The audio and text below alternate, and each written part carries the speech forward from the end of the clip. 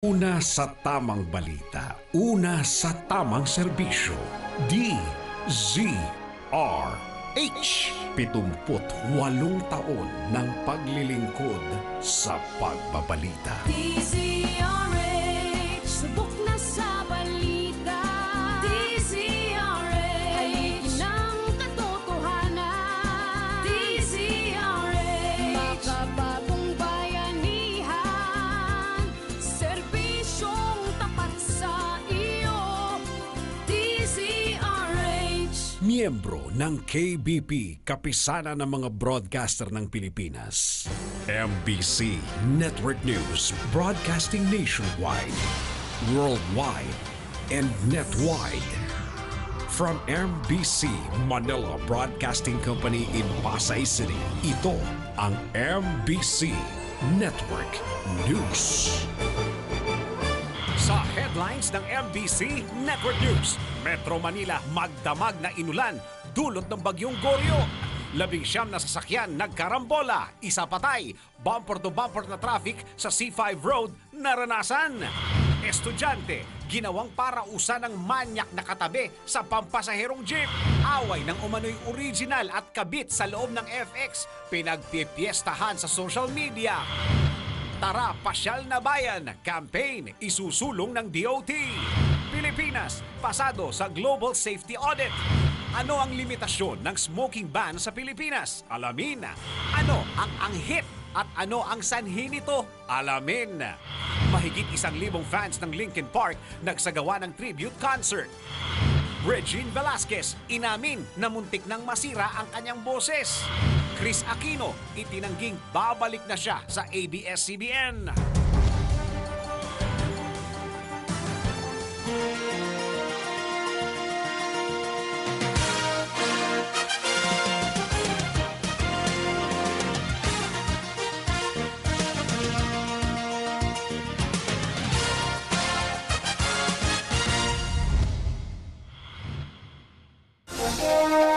Magandang araw Luzon, Visayas at Mindanao at sa buong mundo. Samahan po ninyo ako ng isang oras na balita. Narito ang detalye ng mga balita.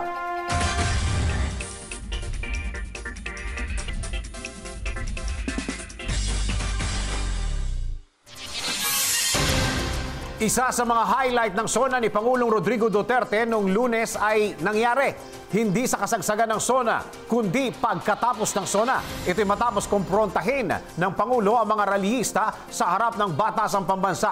Marami ang humanga sa ginawa ng presidente, habang marami rin naman ang napikon. Kaya nagsagawa ang DZRH News Television ng live poll para malaman ang opinyon ng bayan tungkol sa ginawang pagharap ng Pangulo sa kanyang mga kritisismo. Ano ang resulta ng live poll? Narito, panoorin po natin. Kahapon, nagsagawa ang DZRH News Television ng live poll sa tanong na, pabor ka ba sa ginawa ni Pangulong Duterte sa pakikipag-usap sa mga rallyista pagkatapos ng SONA? At narito ang pulso ng bayan.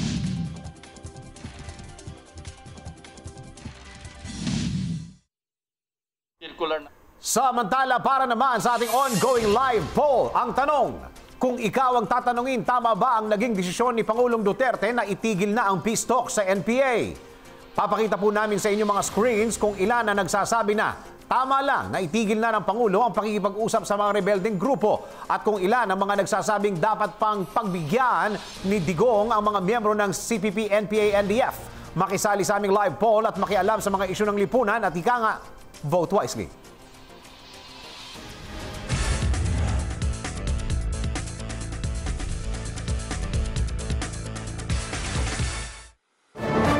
Palagi po naming pinapaalala maging maingat sa pagkukommute. Ano po? Yan ay upang hindi mabiktima ng mga manyak na wala na talagang pinipiling tao o lugar na kanilang gagawing inspirasyon.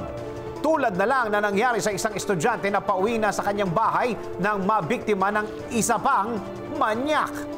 Sa kabila pa ito ng kanyang suot na school uniform. Naka-uniform pa pala. Ano ba ang ginawa ng manyakis na ito at ano ba ang itsura ng lalaking ito upang inyong maiwasan at maisuplong kung sakasakali? Panooring mabuti sa report ni RH44, Vian Dacles.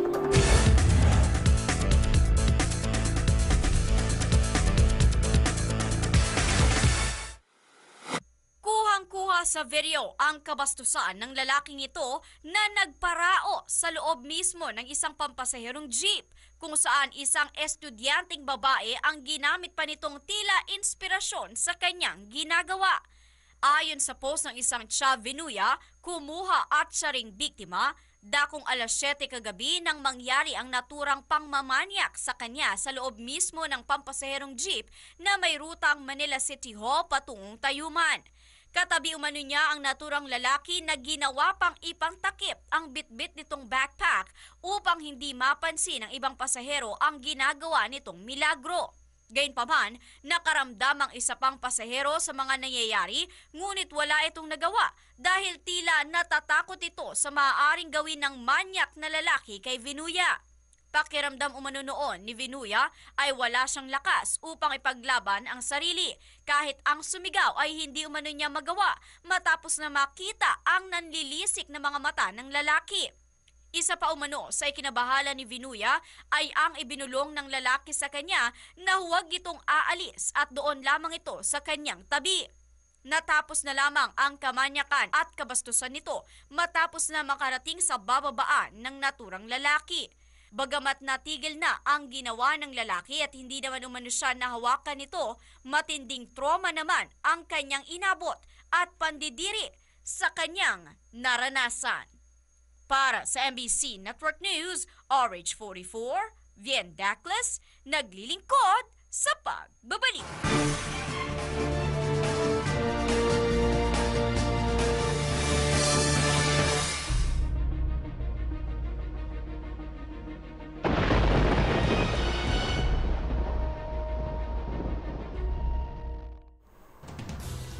Kasama ba kayo sa mga binaha kagabi? Magdamag na inulan ang Metro Manila kagabi. Hanggang kaninang madaling araw. Actually, hanggang sa papasok ako dito, umuulan. Ang masaklap pa, bukod sa baha, talamak din ang traffic. Kung ano ang mga lugar na binaha at tinamaan ng traffic, alamin natin sa report ni RH48 Sheila Idubas. Magdamag na inulan ang Metro Manila. Dala ng pinaghalong hanging habagat at epekto ng Tropical Depression o Bagyong Goryo, ang pag-ulan sa Kamaynilaan na nagsimulang magtuloy-tuloy dakong alas 11 kagabi. Nagsimula ang sama ng panahon sa LPA o Low Pressure Area sa Albay, Bicol hanggang sa naging ganap na bagyo. Ilang mabababang lugar sa Metro Manila ang napaulat na may pagbaha, partikular na sa Camanava o Caloocan, Malabon, Navotas, Valenzuela areas. Inaasahan pa ang mga ganitong pag-ulan sa mga darating na araw dahil sa araw pa ng linggo tinatayang lalabas ng bansa ang sama ng panahon. Para sa MBC Network News RH48, Sheila Edubas, naglilingkod sa pagbabalita.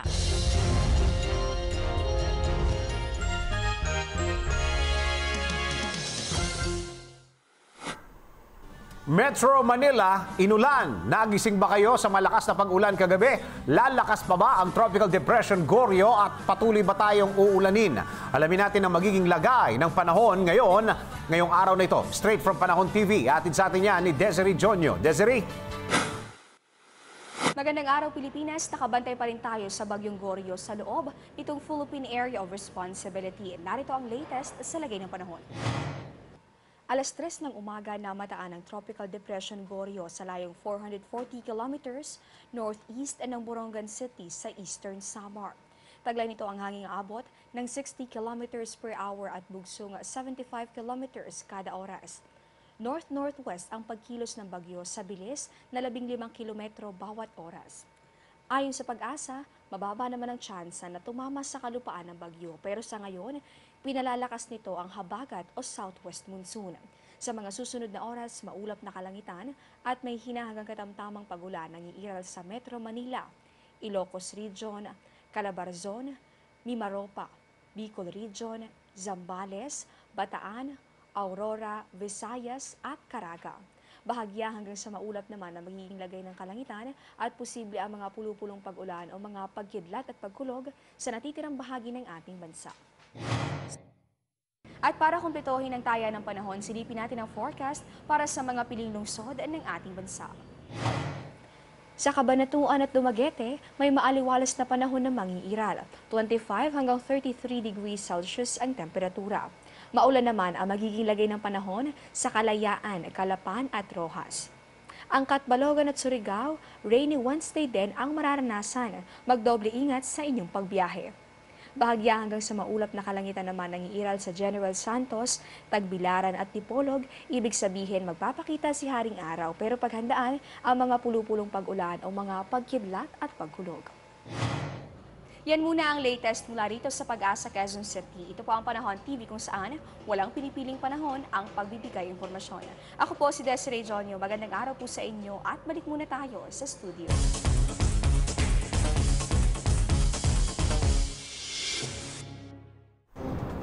Doon sa mga estudyante, ito yung pinaka-latest.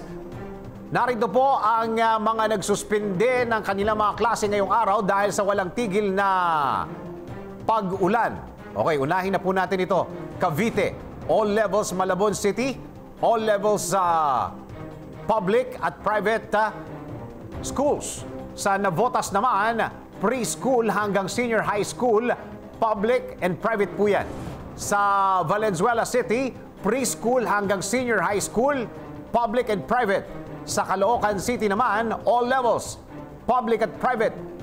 Pamantasan ng lungsod ng Valenzuela, Valenzuela Polytechnic College, Our Lady of Fatima University at Valenzuela Campus, UE Caloocan Campus. Kasama rin ang Manila Central University, Don Honorio Ventura Technological State University, sa Bacolor, Porac, Mexico, Santo Tomas campuses. Yan ang latest.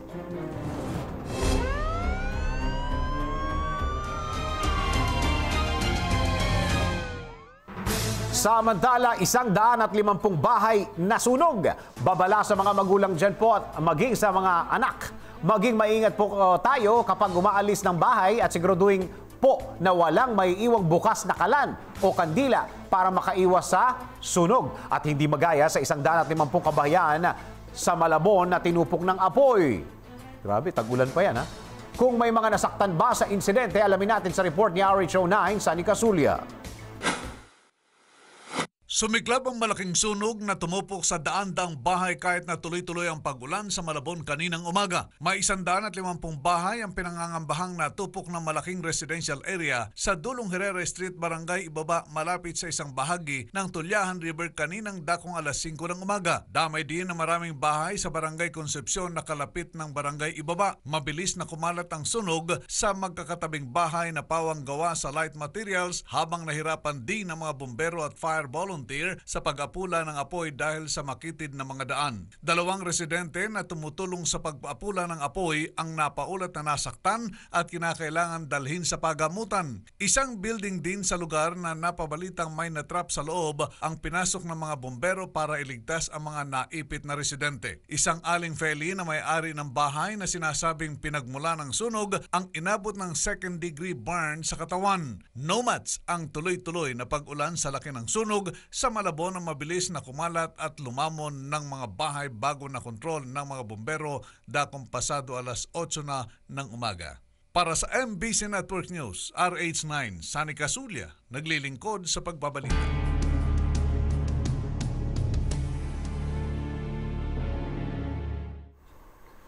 Labing siyam na sasakyan nagkarambola, nagkabuhol-buhol ang traffic sa C5 Road, Pasig City matapos magkarambola ang ilan?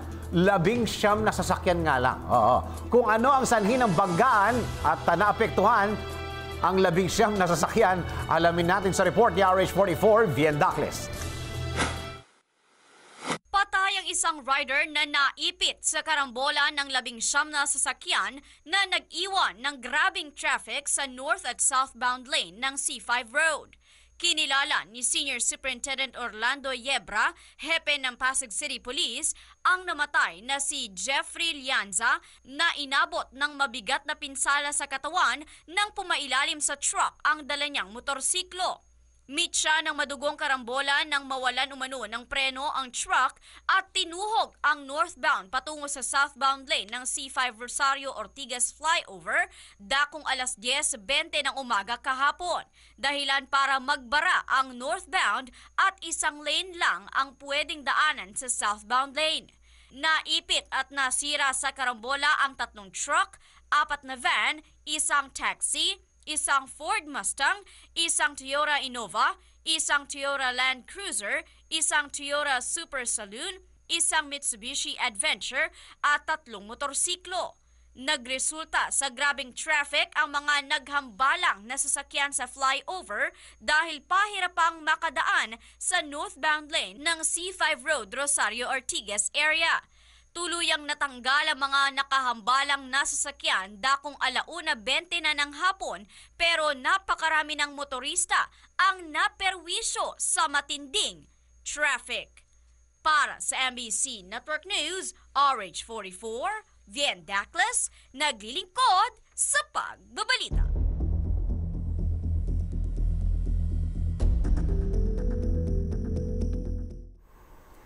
Sospek sa rape case nag-suicide. Isang lalaking sospek sa panggagahasa at pagpatay sa 8 taong gulang na batang babae ang nagpakamatay sa Camp Crame. Kung paano niya ginawa ang pagpatay sa kanyang sarili at kung bakit hindi na siya nagawang pigilan ng mga lespo. Alamin po natin sa report ni RH48 Sheila Idubas. Nagpakamatay umano sa pagbaril sa sarili sa loob ng Camp Crame ang arestadong sospek sa pagdukot, pag-rape at pagpatay sa 8 taong gulang na bata sa Nueva Ecija. Batay sa report, iniharap sa inquest proceedings sa Department of Justice ang sospek na si Hilario Larry Herrera, 50 years old, escorted nina SPO1 Chaluyen at PO3 Parafina para sa kasong rape at homicide at nakabalik sa Camp Crame dakong 8:55 kagabi. Sinabi ni Senior Superintendent Glenn Dumlao, hepe ng PNP Anti-Kidnapping Group, dadalhin na sa selda sa 2nd floor ng AKG building ang sospek ng bigla nitong agawin ang baril ni Parafina at nang mahawakan ang baril ay itinutok ito sa kanyang sintido at saka ipinutok. Naitakbo pa sa PNP General Hospital ang sospek pero idiniklara ito sa ospital na dead on arrival. Bago ang insidente, umamin si Herrera na siya ang kumidnap, gumahasa at brutal na pumatay sa 8 taong gulang na babae na si Jane sa Nueva Ecija noong July 19. Nakita ang bangkay ng bata sa isang irrigation field noong Lunes, nasuot pa ang kanyang school uniform, habang si Herrera naman ay naaresto sa pinagtaguan nito sa kanyang bayan sa Palawan. Para sa MBC Network News RH48, Sheila Edubas, naglilingkod sa pagbabalita.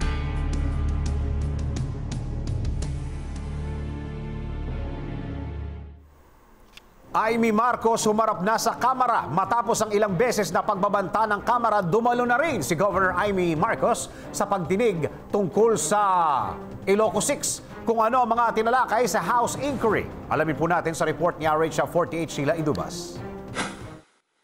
Pinaniniwala ang humupa na ang tensyon sa pagitan ni House Majority Floor Leader Rodolfo Fariñas at Ilocos Norte Governor Amy Marcos. Sumipot na ang gobernadora sa pagdinig ng Kamara tungkol sa kahinahinalang paggamit ng Ilocos Norte ng buwis sa tabako.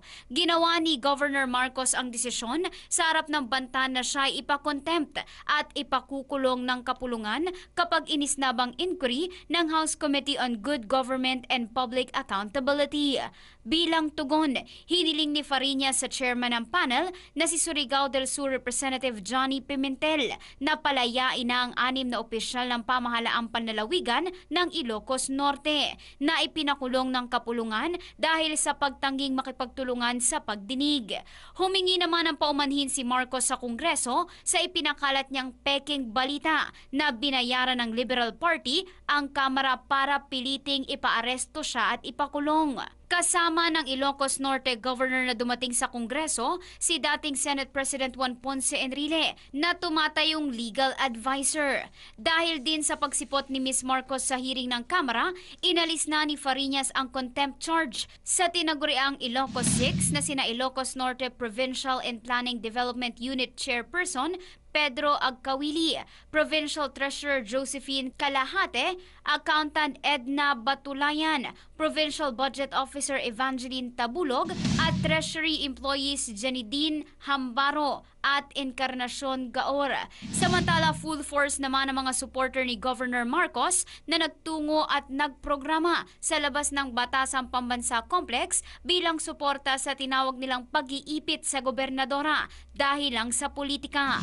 Sinasabing ang sumiklab na iringan ni na Governor Marcos at Congressman Fariñas ay prequel lang ng mangyayaring mainitang labanan sa politika sa Ilocos Norte sa susunod na eleksyon.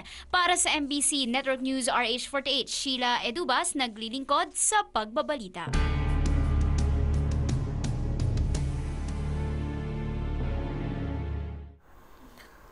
Congressman Fariñas pinagpapaliwanag ng Korte Suprema si Congressman Rodolfo Fariñas sa pagkontempt sa Ilocos 6. Kung anong nilabag na batas ni Fariñas, alamin natin sa report ni RH29, Boy Gonzales.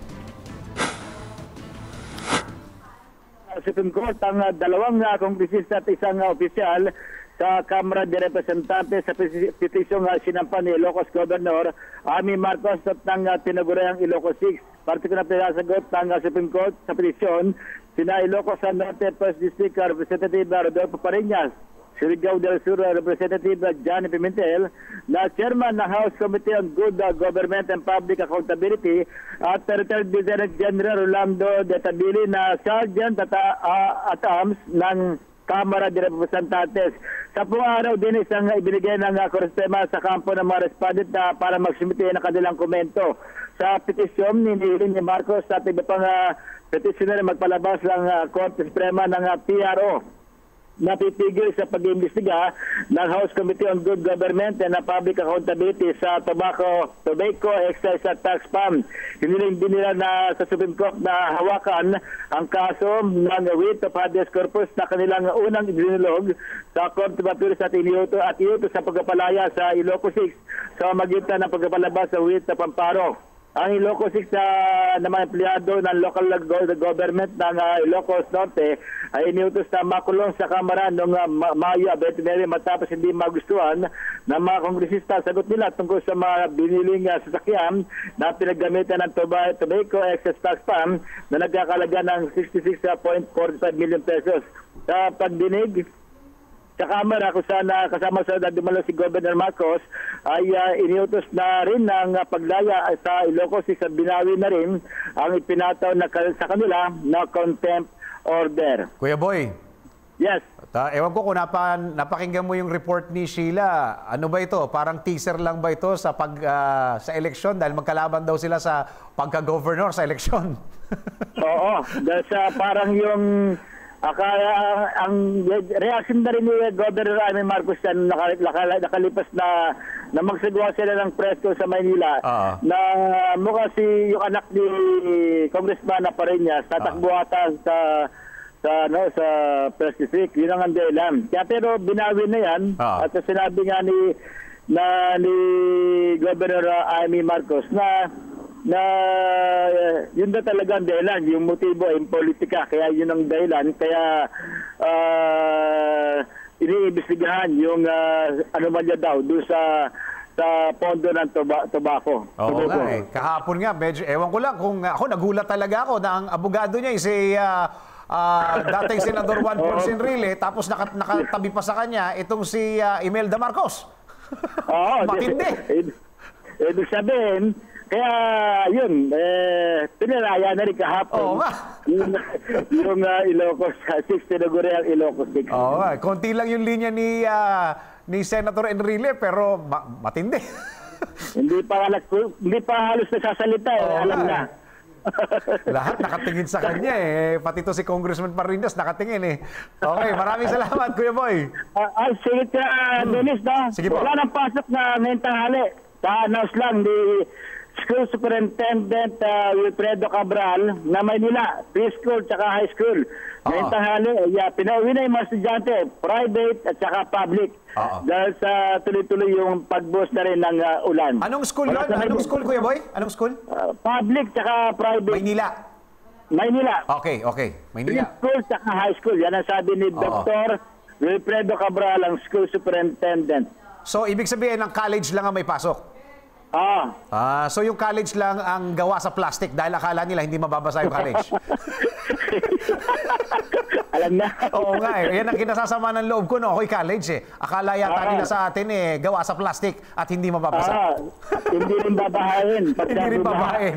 Ay nako. Maraming salamat, Kuya Boy. Okay, mula sa Maynila, Boy Gonzales, sa 29, naglilingkod sa pagbabalita. Ayan, kaka-announce lang ni Kuya Boy Gonzales, ha? Ang mga estudyante ng Maynila mula preschool to high school, walang pasok, pero ang college, meron. Yun.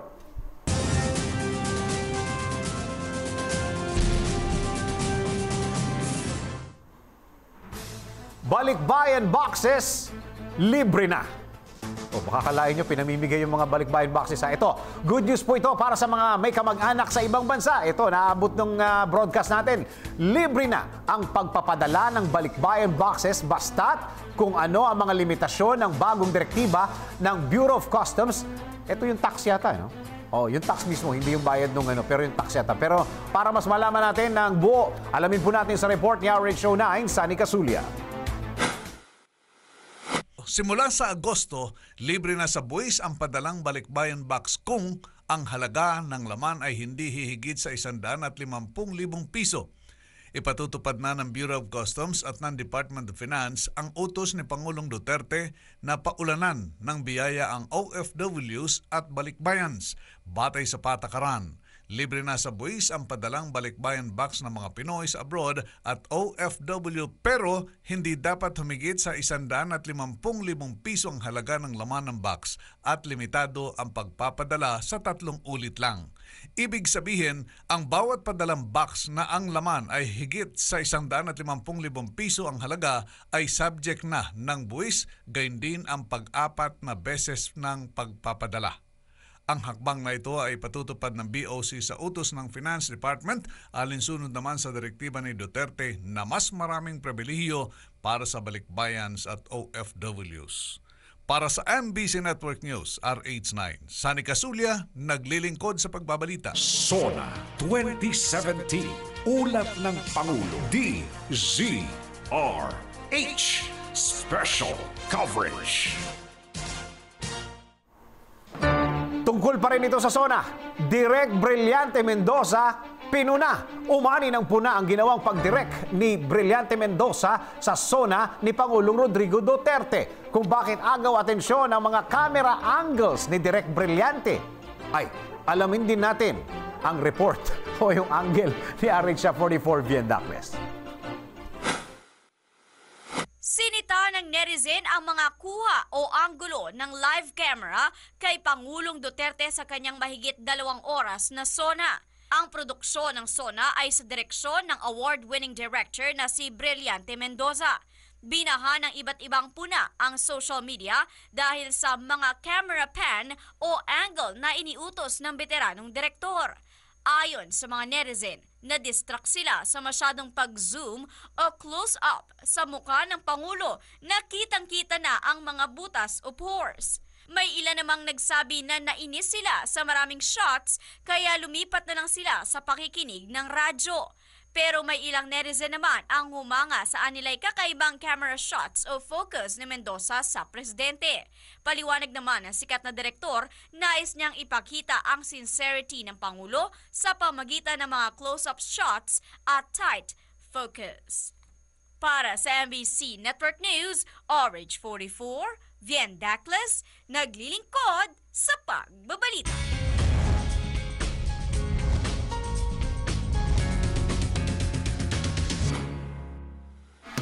Uy, totoo ba ito?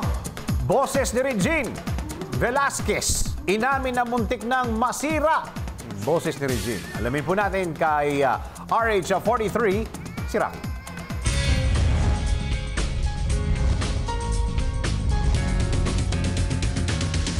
Inamin ni Regine Velasquez na naging tamad siya na bumalik sa pagkanta matapos niyang ipanganak ang kanyang panganay na si Nate. Ito ayon kay Regine ay dahil may nagbago sa kanyang boses mula nang magkaroon siya ng acid reflux, isang klaseng health condition na naging dahilan kung kaya't naging irritated ang kanyang vocal cords at nakaapekto sa kalidad ng kanyang boses. Anya, iba na ang kanyang boses ngayon, hindi tulad noon na napakalinaw pakinggan. Ngayon umano ay mas kumapal ang kanyang boses at nagkaroon ng texture kung saan minsan naman umano ay medyo husky ito. Aminado rin si Regine na minsan ay nai-insecure siya dahil sa katotohanang hindi na ganun kalinis ang kanyang boses. Bagamat ang maganda umano sa nangyari ay muli nagkaroon siya ng passion para mag-perform. Ngunit mas may effort umano kapag kumakanta siya ngayon kaysa dati dahil nga sa acid reflux na kanyang nararamdaman. Ngunit nakaganda umano ito dahil napansin ng mga tao na bumalik na naman ang dating Regine na napanood ng mga ito noon. Ngunit ginagawa niya umano ang nasabing effort hindi para makipag-compete sa ibang nagsusulputang singer dahil para sa kanya ay wala na siyang dapat pang patunayan sa kanyang sarili bilang singer, kundi ginagawa niya umano iyon dahil sa kanyang pagmamahal sa singing. At yan aking balita. Ako naman si RH43 Rocky, ang inyong kaliga sa mundo ng showbiz. Sa pagbabalik ng MBC Network News, away ng umano'y original at kabit sa loob ng FX, pinagpipiestahan sa social media. Tara, Pasyal na Bayan campaign isusulong ng DOT. Pilipinas, pasado sa Global Safety Audit. Ano ang limitasyon ng smoking ban sa Pilipinas? Alamin. Ano ang anghit at ano ang sanhi nito? Alamin. Mahigit 1,000 fans ng Linkin Park nagsagawa ng tribute concert. Chris Aquino itinangging babalik na siya sa ABS-CBN. Mga detalye sa pagbabalik ng MBC Network News. Calling all fundraising organizations. Get the chance to raise more than 1.2 million pesos for your charity project. Be a partner of PCSO in its mini sweepstakes special draws. The PCSO is opening its doors to all non-profit organizations, local government units, cooperatives, social civic groups, and associations to its newest project, PCSO Partner Tayo. Interested parties may visit the PCSO Product and Standard Development Department, 3rd floor, Conservatory Building, Shaw Boulevard, Mandaluyong City. You may also visit any of our branches in your vicinity or province or email us at pcso_marketing@yahoo.com. Partner tayo sa pagtulong sa Pilipino. Nakakatulong ka na, umaasenso ka pa.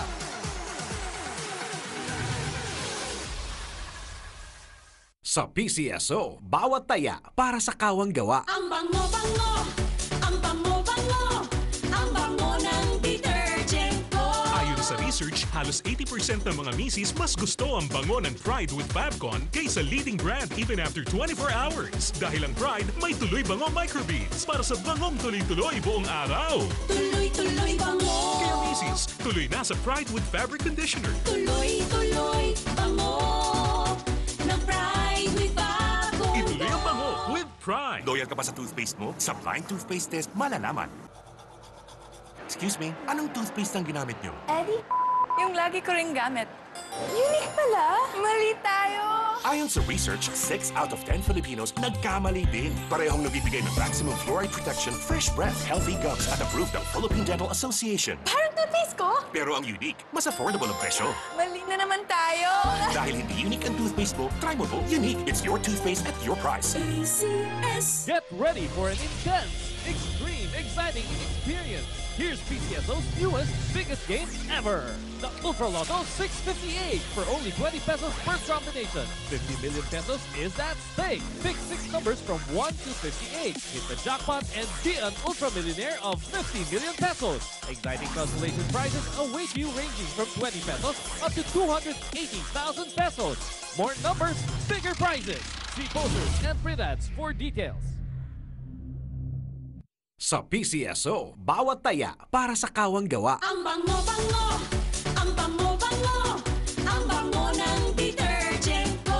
Ayon sa research, halos 80% ng mga misis mas gusto ang bango ng Pride with Fabcon kaysa leading brand even after 24 hours. Dahil ang Pride may tuloy bango microbeads para sa bangong tuloy-tuloy buong araw. Tuloy-tuloy bango. Kaya misis, tuloy na sa Pride with Fabric Conditioner. Tuloy-tuloy bango ng Pride with Fabcon. Ituloy ang bango with Pride. Di biro maging nurse. Dapat marunong sa sakit at marunong ding mag-alaga. Yun bang may malasakit? Kaya pagdating sa bath soap, hanap ko, tulad ko, lalo't may pamilya ako. Kaya ang gamit ko, Shield Bath Soap. Galit ito sa sakit na dulot ng germs. May antibacterial na pareho ng sa leading brand. At may malasakit sa skin dahil may Shea Butter Moisturizer. May malasakit din sa budget dahil super affordable. Kaya naman approved ito ng Philippine Nurses Association. Shield. Galit sa sakit, may malasakit. ACS!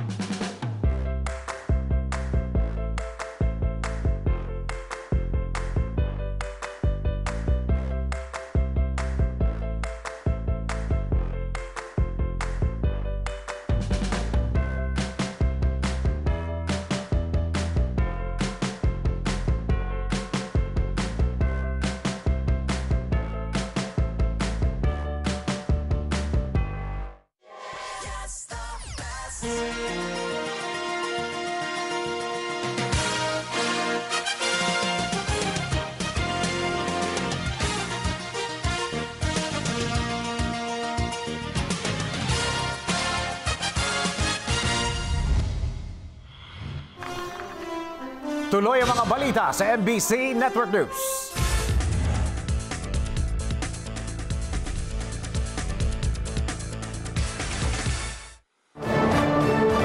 Isa na namang rambulan ng original at kabit ang nag-viral. Pinagpipiesta na naman ngayon ng mga netizen ang isa na namang video ng away ng umano'y kabit at original. Saan ba ito nangyari at paano ba ito nagsimula? Panoorin ang report ni RH44, Vien Dacles.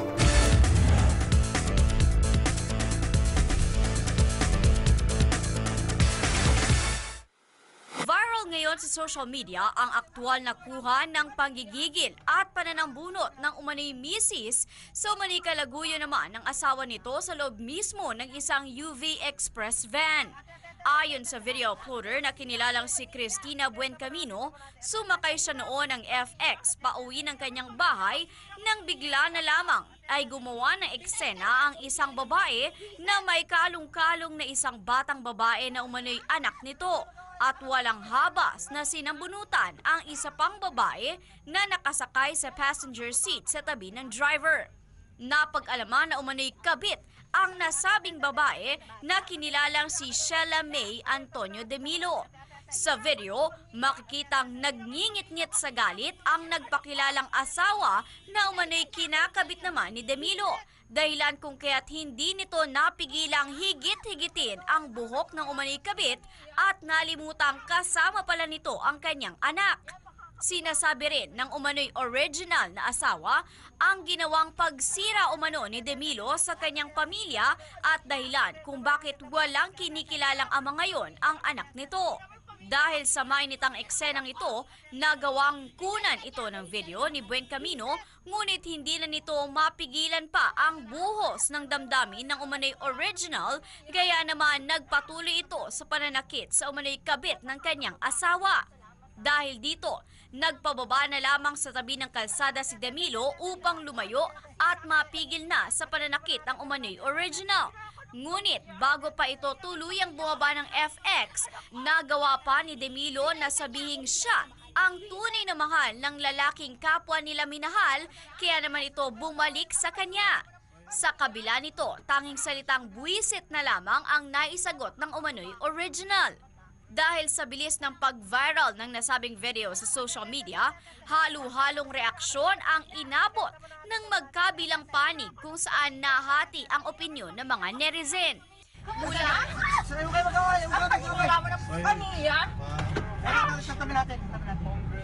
Yan, makakababa ka na. Salamat ah. Salamat na, kasama mo si Ate. Salamat. Ate. May bata. Nakasira ka ng pamilya. Ate, tama na ate. Nasira ako ng pamilya. Sinira mo yung pamilya ko. Sinira mo yung pamilya ng anak ko. Ate. Binalikan niya ako, hindi ka na nga mahal. Reset! Netizen. Mula roon, Isang hindi na pinangalanan pang netizen ang todo sa pagtatanggol kay Demilo na umano'y nakakakilala dito sa umano'y original at sa lalaking pinag-aagawan ng dalawang babae, kung saan ipinaliwanag nito na ang nagpakilalang original ay ang siyang tunay na sumira sa relasyon ng tinatawag nitong kabit at lalaking nakabuntis dito na naging matagal na magkarelasyon mula pa noong high school pa lamang sila. Dagdag pa nito, kahit kailan umano ay hindi nagsama ang original at ang lalaki at tanging suporta lamang sa kanilang naging anak ang ugnayan ng mga ito.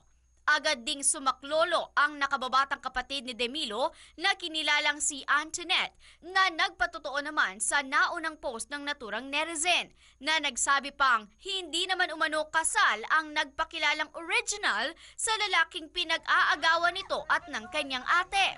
Sa ngayon, patuloy pa rin ang diskusyon sa nasabing eksena at patuloy rin ang paghanap sa pagkakakilanlan ng lalaking pinag-aagawan ng dalawang babaeng nag-viral dahil sa eksena sa FX. Para sa MBC Network News, RH44, Vien Tacles, naglilingkod sa pagbabalita.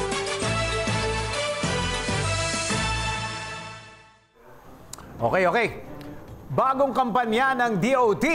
May bagong kampanya po ang Department of Tourism na nanghihikayat umano hindi lamang sa mga dayuhan pero maging sa mga Pinoy na mahalin at pasyalaan ang mga magagandang lugar sa Pilipinas. Kung ano ang kampanyang ito, panoorin natin sa panayam na ito.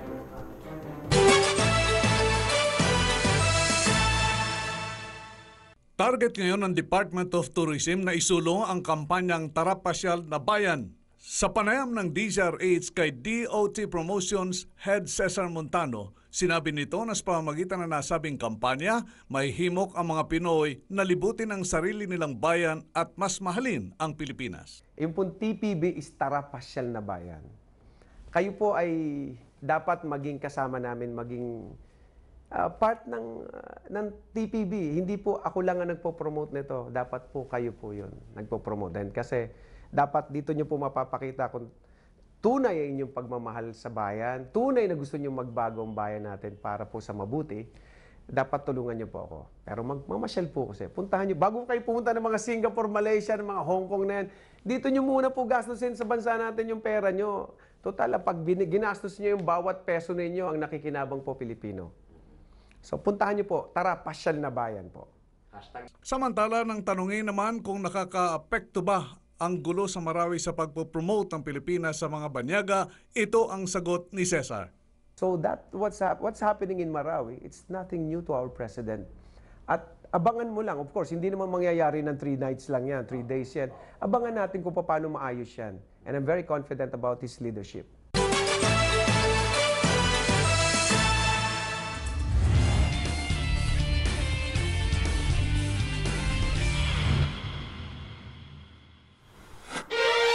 Pinas, pasado Pilipinas sa Global Safety Audit ng Universal Safety Oversight Audit Program o USUP. Kung ano ang implikasyon nito, alamin natin sa Good News Report. Nagbabalik si RH09, Sunny Casulia.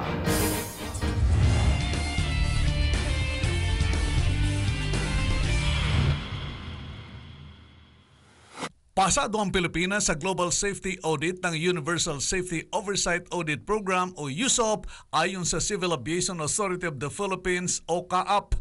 Batay sa resulta ng isinagawang USOP ng ICAO Coordinated Validation Mission o ICVM noong May 30 hanggang June 8, 2017, lumalabas na naging mas epektibo ang implementasyon ng mga pulisya ng CAAP na pumalo sa 69% kumpara sa 64% world average. Lumabas din sa resulta ng pag-aaral ang itinaas na 10% ng CAAP mula sa 58% rating nito noong 2016. Dahil dito ipinakita ng CAAP kung paano sumusunod ang mga paliparan sa bansa sa international safety standards na susi upang mas makapang-akit ng ilang operasyon ng mga paliparan sa Pilipinas. At yan ang ating good news para sa MBC Network News. RH9, Sunny Casulia, naglilingkod sa pagbabalita.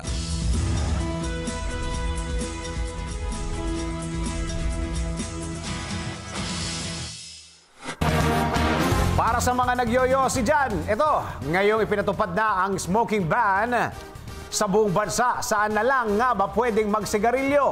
Alamin natin sa Alamba News Report ni RH49 Rita Salonga. Noong linggo ang simula ng nationwide smoking ban. Para sa ilan sa ating mga kababayang adik sa paninagarilyo, bawal na sa kanila ang magyosi sa lahat ng pampublikong lugar. Base sa naging obserbasyon ng mga otoridad, kapansin-pansin na medyo nabawasan naman ang mga taong nagyosi sa labas. At dahil bago pa ang pagpapatupad nito, inaasahan na may mga mangilang-ilang individual na masasampulan ng mga otoridad. Ngunit ano nga ba ang nilalaman ng Executive Order No. 26 ng Pangulong Rodrigo Duterte? At ano ang parusa sa mga taong lalabag nito? Ang Executive Order No. 26 kung saan ipinagbabawal nito ang pagyosi sa lahat ng pampublikong lugar ay ibinase sa batas na matagal nang iniimplementa sa Davao City ng mayor pa ng nasabing lungsod ang Pangulong Duterte. Nilagdaan nito noong Mayo 16 ng kasalukuyang taon. Saan nga ba bawal magyosi? Ayon sa batas, bawal lang magyosi sa mga government building, sa mga paaralan, kolehiyo at universidad, opisina, restaurant, hotel, hospital, health center, clinic, nursing home, terminal, simbahan, shopping center, entertainment center, sports venue, at sa ilang lugar pa kung saan maraming tao. Hindi na rin pwedeng magyosi sa mga pampublikong sasakyan tulad ng jeep, bus at tren. Kasama rin sa Executive Order No. 26 ang pagban ng pagbenta ng produktong tobacco sa mga minor o yung mga wala pang 18 years old. Para sa mga susuway nito, magmumulta ng 500 hanggang 1,000 pesos para sa first offense, 1,000 hanggang 1,500 pesos naman para sa second offense, at hanggang 10,000 pesos at pagbawi sa business permit o license to operate naman sa mga establishment na magva-violate nito. Ngunit huwag naman kayong mag-alala dahil ang EO No. 26 ay magbibigay ng designated smoking areas para sa mga taong hindi talaga mapigilan ang magyosi. Para sa Alamba News, RH49 Rita Salonga, naglilingkod sa pagbabalita.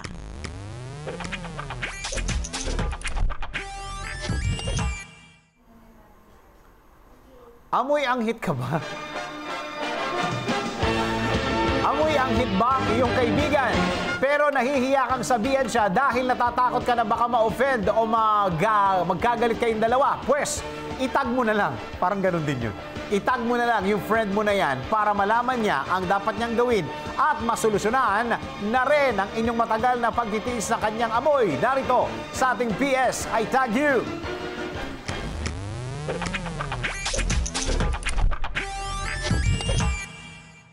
Ang pawis ay binubuo ng tubig at asin na inilalabas ng gladiola sa ating balat.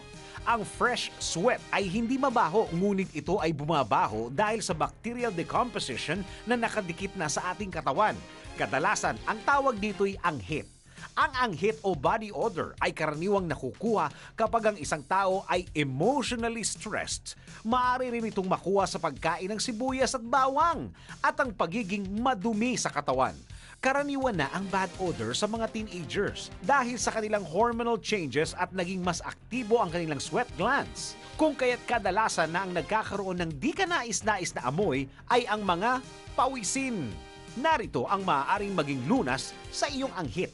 Isa sa pinakamabisang lunas ay ang pagligo araw-araw o ang pagiging malinis sa pangangatawan. Kung matindi ang amoy ng pangangatawan, makabubuting gumamit ng deodorant o anti-perspirant bago matulog at pagkatapos maligo. Paalaala, huwag maglalagay ng deodorant sa balat hanggat hindi pa ito nahuhugasan at bago lagyan ng deodorant siguraduhin ito'y tuyo na. Gumamit din ng antibacterial na sabon sa pagligo. Siguraduhing malinis ang damit na susuotin at iwasang kumain ng maanghang na pagkain sapagkat isa ito na sanhi sa mabahong amoy ng pangangatawan.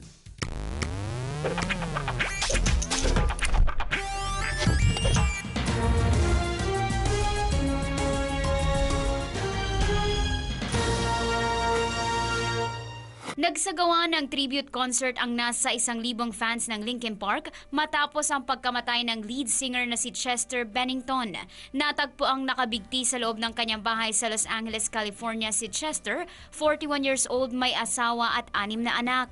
Sumikat ang grupong Linkin Park noong dekada 90 sa mga kantang Numb, In the End at What I've Done. Milyong-milyong fans worldwide ang nalungkot sa pagkamatay ng hinahangaang vocalist na matagal na umanong nagpapakita ng senyales ng depresyon.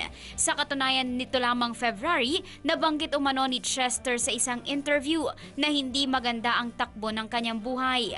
Bilang pagkilala sa galing at naiambag ni Chester sa mundo ng musika, tinugtog ng nasa 1,000 fans sa Moscow, Russia ang sikat na kantang What I've Done na ginamit na soundtrack sa pelikulang Transformers. Sa ngayon, hindi pa malinaw kung ano ang sanhi ng pagpapakamatay ng vocalist ng Linkin Park. Para sa MBC Network News, RH48 Sheila Edubas, naglilingkod sa pagbabalik.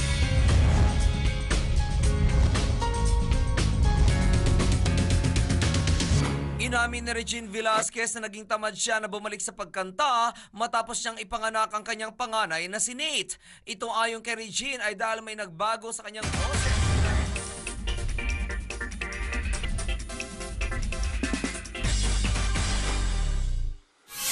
Samantala, para naman sa ating ongoing live polls, hindi na ongoing, tapos na to. Tanong natin, kung ikaw ang tatanungin, tama ba naging desisyon ni Pangulong Duterte na itigil na ang peace talk sa NPA? At yan, nakikita po ninyo sa inyong mga screens, boom, kung ilan nagsabi na tama lang na itigil na ng Pangulo ang pakikipag-usap sa mga rebeldeng grupo at kung ilan ang mga nagsabing dapat pang pagbigyan ni Pangulong Digong ang mga miyembro ng CPP, NPA, NDF. Makisali sa aming live polls, yung mga susunod na live poll at makialam sa mga issue sa lipunan at ika nga nila, vote wisely.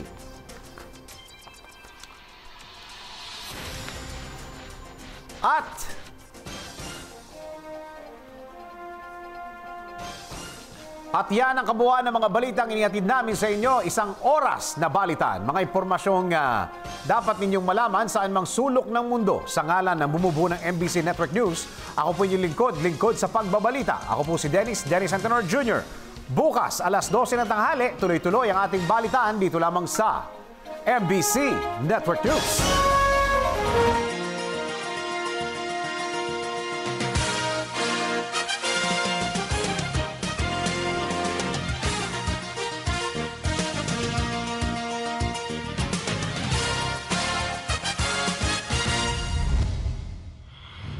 All fundraising organizations get the chance to raise more than 1.2 million pesos for your charity project.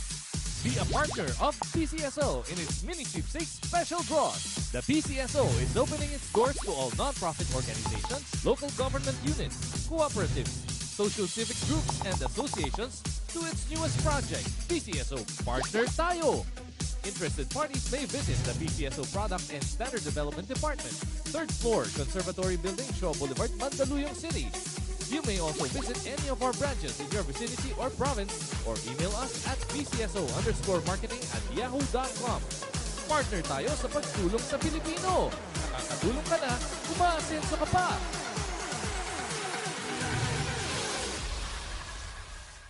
Sa PCSO, bawat taya para sa kawang gawa. Ang bango-bango, ang bango-bango, ang bango ng detergent ko. Ayon sa research, halos 80% ng mga misis mas gusto ang bango ng Pride with Fabcon kaysa leading brand even after 24 hours. Dahil ang Pride may tuloy bango microbeads para sa bangong tuloy-tuloy buong araw. Tuloy-tuloy bango. Kaya misis, tuloy na sa Pride with Fabric Conditioner. Tuloy-tuloy bango ng Pride with Fabcon. Ituloy ang bango with Pride. Lumalabas ang aming galing-galing paghaharap sa matinding hugasin. Tanggal ang sebo, tanggal bakterya, tanggaling Smart Dishwashing. Parami na ng parami ang Smart sa hugasin. Kaya #1 na ang Smart Dishwashing Paste. May double tanggaling formula. Tanggal galing ang sebo, tanggal galing ang bakterya. Tanggaling Smart Dishwashing. Tanggaling galing sa presyong magaling din. Get ready for an intense, extreme, exciting experience. Here's PCSO's newest, biggest game ever. The Ultra Lotto 658 for only 20 pesos per combination. 50 million pesos is at stake. Pick 6 numbers from 1 to 58. Hit the jackpot and be an ultra millionaire of 50 million pesos. Exciting consolation prizes await you ranging from 20 pesos up to 280,000 pesos. More numbers, bigger prizes. See posters and print ads for details. Sa PCSO, bawat taya para sa kawang gawa.